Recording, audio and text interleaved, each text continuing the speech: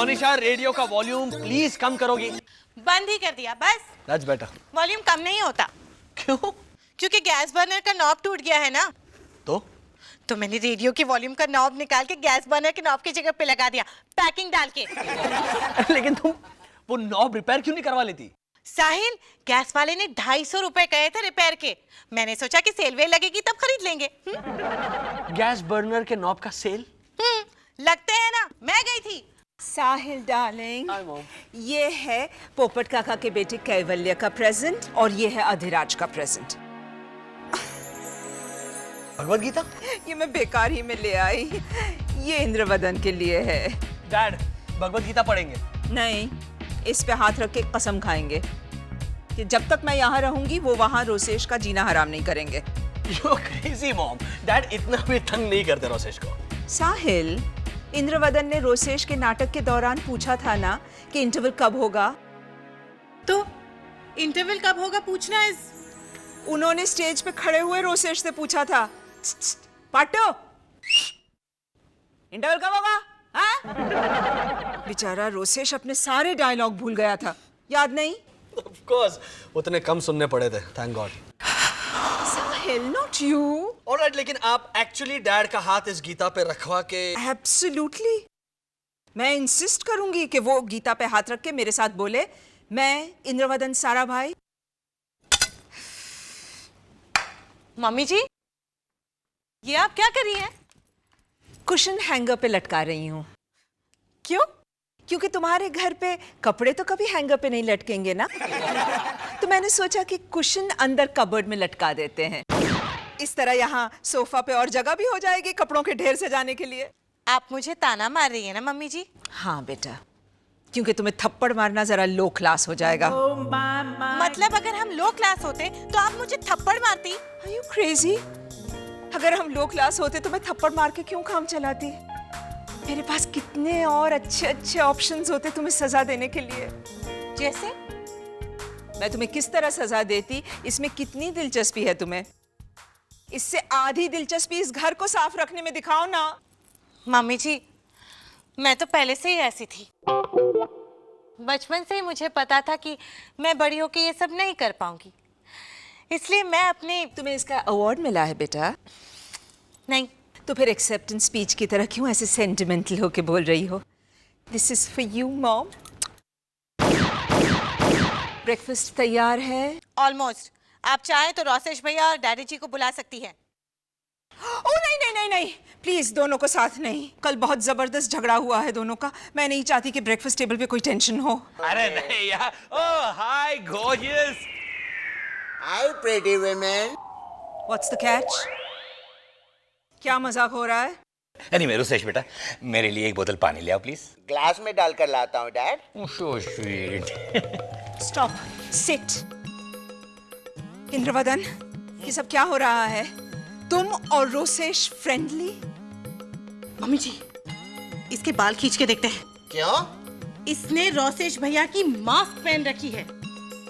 ये जरूर कोई बहरूपिया है। खींचिए मम्मी जी, खींचिए। What are you doing, Monisha? ये कोई बी ग्रेड टीवी सीरियल थोड़ी है। रियल लाइफ में ऐसा नहीं होता। तो फिर? इंद्रवदन ने जरूर रोसेश को कुछ पिला दिया है। हिप्नोटाइज कर दिया इसने मेरे बच्चे को। क्या क्या क्या बकवास करती हो माया तुम? अगर मैंने रोसेश को हिप्नोटाइज किया होता तो रोसेश फेच, रोसेश सिट, रोसेश मेरे पांव दबाओ, ऐसे हुक्म नहीं चलाता मैं। यस मामा, हम दोनों ने ट्रायल दोस्ती की है। डैड, मुझे न्यूज़पेपर का सप्लीमेंट पास करेंगे प्लीज? अरे बेटा, पूरा न्यूज़पेपर ही ले, ऐसी क्या बात है? अरे तो आप क्या करेंगे? मैं तुझे देखूंगा। मेरे लाइफ की सबसे दिलचस्प खबर तू ही तो है।